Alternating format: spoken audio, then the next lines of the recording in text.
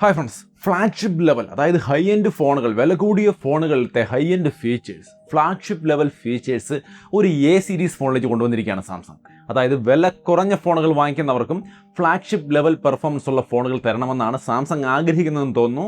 Galaxy A73 അങ്ങനെ ഒരു ഫോണാണ്. ഒരുപാട് ഫ്ലാഗ്ഷിപ്പ് ലെവൽ, അതായത് സാംസങ്ങിൻ്റെ അൾട്രാ സീരീസ് ഒക്കെ ഉണ്ടല്ലോ, അതായത് S22 അൾട്രാ അങ്ങനെയുള്ള അൾട്രാ സീരീസുകളിൽ കാണുന്ന 108 മെഗാ പിക്സലിൻ്റെ ഒപ്റ്റിക്കൽ ഇമേജ് സ്റ്റെബിലൈസേഷനുള്ള ക്യാമറയൊക്കെ ഈ A series ഫോണിലുണ്ട്.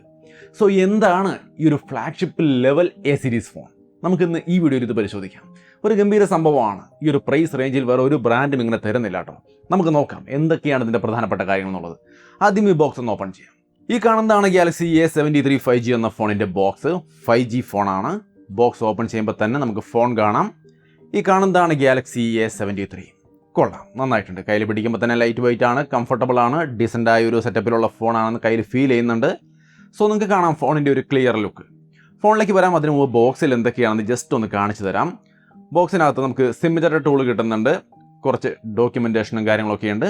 Type C to C cable വരുന്നുണ്ട്. ചാർജർ വരുന്നില്ല. ചാർജർ വേണമെങ്കിൽ സെപ്പറേറ്റ് വാങ്ങിക്കണം. 25 വാട്ടിൻ്റെ ഫാസ്റ്റ് ചാർജിങ് ഈ ഒരു ഡിവൈസ് സപ്പോർട്ട് ചെയ്യുന്നുണ്ട്. സോ അപ്പം അങ്ങനെയാണ് ബോക്സിലെ കണ്ടന്റും ഫോണിൻ്റെ ലുക്കും നിങ്ങൾക്ക് ഇവിടെ കാണാം. ഒരു ചെറിയ ഓവർവ്യൂ ക്വിക്കായിട്ടൊന്ന് നോക്കിക്കഴിഞ്ഞാൽ ക്ലിയർ ആയിട്ടൊരു പിക്ചർ കിട്ടും ഈ ഒരു ഫോൺ എങ്ങനെയുണ്ടെന്നുള്ളത്. താഴത്തെ സൈഡിൽ main microphone, Type C port, speaker grill. Right സൈഡിൽ പവർ ബട്ടൺ, വോളിയം ബട്ടണുകൾ. ലെഫ്റ്റ് സൈഡ് ക്ലീൻ ആണ്, അവിടെ പ്രത്യേകിച്ച് ഒന്നുമില്ല. ടോപ്പ് സൈഡിൽ സിം ട്രൈ ആണ് വരുന്നത്. Hybrid SIM സ്ലോട്ടാണ്. 2 സിം അല്ലെങ്കിൽ ഒരു സിമ്മും മെമ്മറി കാർഡും എന്ന രീതിയിൽ നിങ്ങൾക്ക് ഉപയോഗിക്കാം. നോയ്സ് ക്യാൻസലിംഗ് മൈക്രോഫോണും നിങ്ങൾക്ക് അവിടെ കാണാം. ഫ്രണ്ടിൽ 32 മെഗാ പിക്സലിൻ്റെ സെൽഫി ക്യാമറ അടങ്ങുന്ന 6.7 ഇഞ്ച് വരുന്ന സൂപ്പർ AMOLED പ്ലസ് ഡിസ്പ്ലേ ആണ് വരുന്നത്. ഇൻഫിനിറ്റി O ഡിസ്പ്ലേ ആണ്.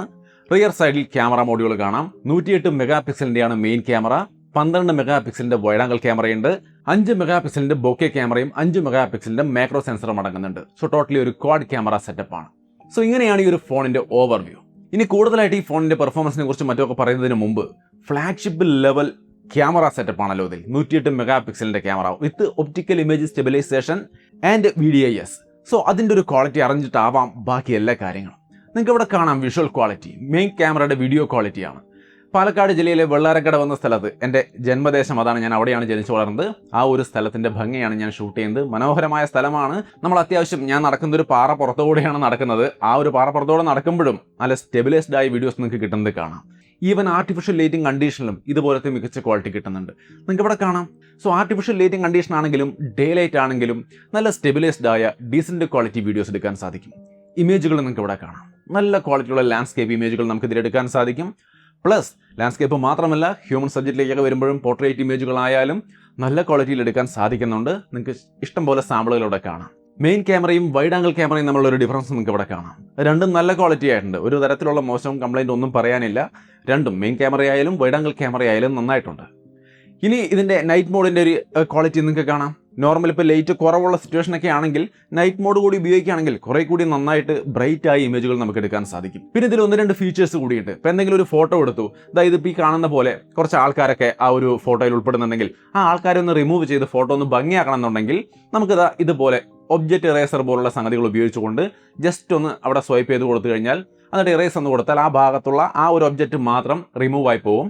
ഫോട്ടോ മനോഹരമായി മാറുകയും ചെയ്യും. പിന്നെ ഇത്തിരി ബ്ലറായി പോയ ഫോട്ടോ ഒക്കെ ഉണ്ടെങ്കിൽ അതിൻ്റെ ക്വാളിറ്റി ഒന്ന് കൂട്ടാൻ വേണ്ടിയിട്ട് ഒരു ചെറിയ സംവിധാനമുണ്ട്. ഇമേജ് റീമാസ്റ്റർ എന്നാണ് അതിൻ്റെ പേര്. ഇതുപോലുള്ള ഇത്തിരി ബ്ലറായ ഒരു ഫോട്ടോയാണിത്. ഇതിന് നമുക്ക് വേണമെങ്കിൽ ഈ ഒരു ഇമേജ് റീമാസ്റ്റർ എന്ന് കൊടുത്തു കഴിഞ്ഞാൽ അത് നൈസായിട്ട് ഇത്തിരി ക്വാളിറ്റി കൂട്ടിയെടുക്കുന്നത് നിങ്ങൾക്ക് ഇവിടെ കാണാം. ഞാനിവിടെ മൂവ് ചെയ്യുമ്പോൾ നിങ്ങൾക്ക് കാണാം. ലെഫ്റ്റ് സൈഡിൽ ഇത്തിരി ബ്ലറായതാണ്, ഒറിജിനലാണ്. റൈറ്റ് സൈഡിൽ ഭാഗത്ത് നിങ്ങൾ കാണുന്നത് ഇത്തിരി കൂടി ക്വാളിറ്റി കൂടിയ ടൈപ്പാണ്. സോ ഇത്തരത്തിലുള്ള ഇമേജ് റീമാസ്റ്ററിംഗ് ഒക്കെ ഇതിനകത്ത് പോസിബിൾ ആണ്. ഇനി ഇതിൻ്റെ സെൽഫി ക്യാമറ എങ്ങനെയുണ്ടെന്ന് നോക്കാം. നിങ്ങൾക്ക് ഇവിടെ കാണാം സെൽഫി ക്യാമറ ഇമേജുകൾ. നല്ല ഡീസൻ്റായ ഇമേജുകളാണ് നമുക്ക് ഡേ ലൈറ്റിൽ കിട്ടുന്നത്. 32 മെഗാ പിക്സലിൻ്റെയാണ് സെൽഫി ക്യാമറ. നല്ല ക്വാളിറ്റി റിസൾട്ടാണ് ഡേ ലൈറ്റിൽ തരുന്നത്. ഈവൻ ആർട്ടിഫിഷ്യൽ ലൈറ്റിംഗ് കണ്ടീഷനിലും നല്ല ക്വാളിറ്റിയുള്ള ഇമേജുകൾ. ഇത്തിരി ആർട്ടിഫിഷ്യൽ ലൈറ്റ് എന്ന് പറയുമ്പോൾ ഇത്തിരി ലോ ലൈറ്റ് ആണ് ഈ സിറ്റുവേഷൻ, ബട്ട് അവിടെയും നല്ല ഇമേജുകൾ കിട്ടുന്നുണ്ട്. വീഡിയോ ക്വാളിറ്റിയും കാണാം. സെൽഫി ക്യാമറയുടെ വീഡിയോ ക്വാളിറ്റി അത് ഡേ ലൈറ്റിലായാലും ആർട്ടിഫിഷ്യൽ ലൈറ്റിലായാലും സൈഡ് ബൈ സൈഡ് നിങ്ങൾക്ക് കാണാം. രണ്ടും നല്ല ക്വാളിറ്റിയിൽ നമുക്ക് കിട്ടുന്നുണ്ട്. സോ ക്യാമറയെക്കുറിച്ച് ഒരു ഐഡിയ കിട്ടിയല്ലോ. ഇതാണ് ഇതിൻ്റെ ഏറ്റവും വലിയ ഹൈലൈറ്റ്. ഇത് കഴിഞ്ഞാൽ ഡിസ്പ്ലേ 6.7 ഇഞ്ച് വരുന്ന full HD plus super AMOLED display ആണ്. സൂപ്പർ AMOLED പ്ലസ് ആണ് വരുന്നത്. Infinity O display 120 ഹെർട്സിൻ്റെയാണ്. 800 നിറ്റ്സ് ബ്രൈറ്റ്നസ്സും കാര്യങ്ങളുമാണ് ഇതിൽ വരുന്നത്. ഈ സൂപ്പർ ആമോലെഡ് പ്ലസ് എന്ന് പറയുമ്പോൾ ഒരു 30% തിന്നറാണ് സൂപ്പർ ആമോലെഡ് ഡിസ്പ്ലേയേക്കാൾ. അതുകൊണ്ട് തന്നെയാണ് ഈ ഫോണിന്റെ തിക്നെസ്സും 7.6 mm എന്ന രീതിയിലേക്ക് കുറഞ്ഞിരിക്കുന്നത്. ഗൊറില്ല ഗ്ലാസ് 5ന്റെ പ്രൊട്ടക്ഷനും കാര്യങ്ങളൊക്കെ ഇതിനകത്ത് വരുന്നുണ്ട്.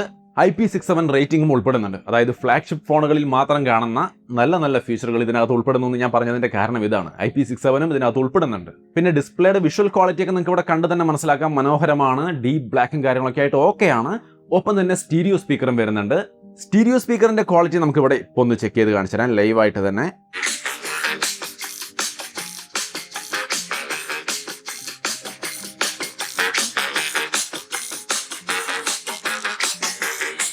നല്ല ക്വാളിറ്റിയാണ്.